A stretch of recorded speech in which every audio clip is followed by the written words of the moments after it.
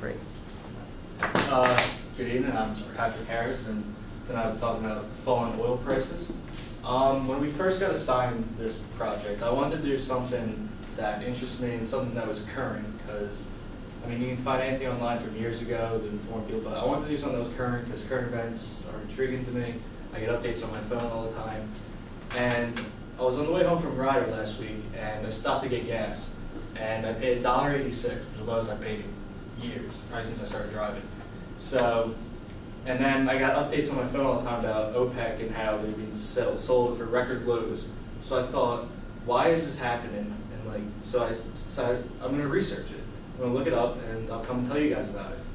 So I went home and I looked at it, and there was three main things that caused the oil to decline. It was the global economy, alternative energy, and Saudi Arabia oil production. The global economy, basically, everyone in the world is getting trading money, trading imports and exports and everything, and that affects economies throughout the world.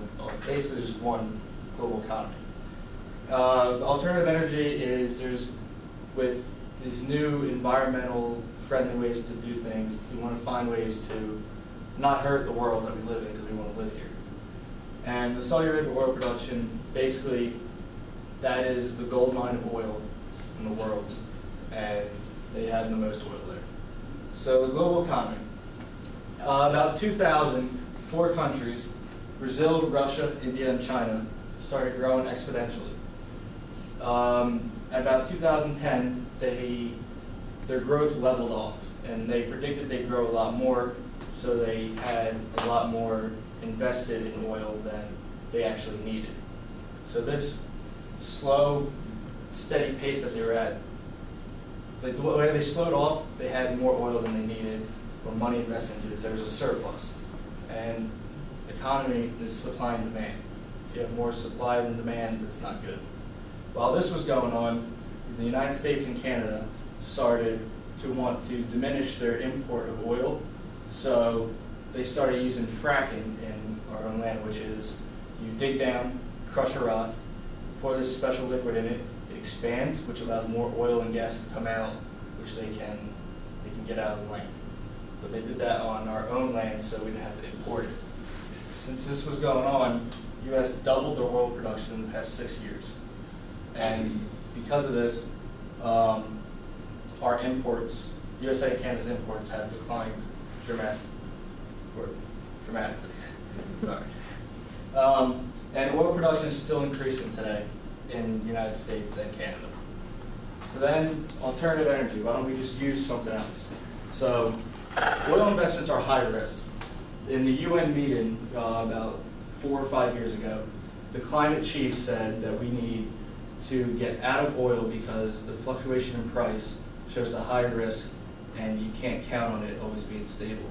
And that we need to return to alternative energy and renewable sources so we can have a fixed price and we know how much it's going to cost.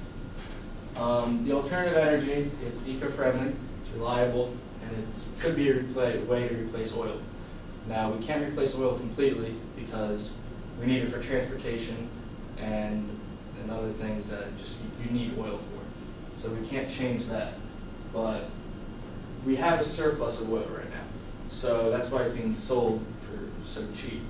And that is primary, not primary, but a good amount of it is because of Saudi Arabia. Saudi Arabia produces about 10 million barrels of oil a day. They can do that because it costs them about $5 to $6 to produce 1 barrel of oil because it's so cheap. They refuse to produce less oil too because if they produce less oil, it will only benefit their competitors. If they produce less, Iran and Russia will produce more and be able to sell more oil, helping the global economy, but in the long run will just hurt Saudi Arabia completely. And they have a $900 billion reserve based off all the oil they have, so they won't run out of money, so they can withstand this long-term sales of oil at such a low price. So they're set up so they can last. So in conclusion, the global economy needs to be more balanced, and we need to find stuff that's not at high risk, like alternative energy, and we need to get Saudi Arabia to stop getting so much oil out of their land. Thank you.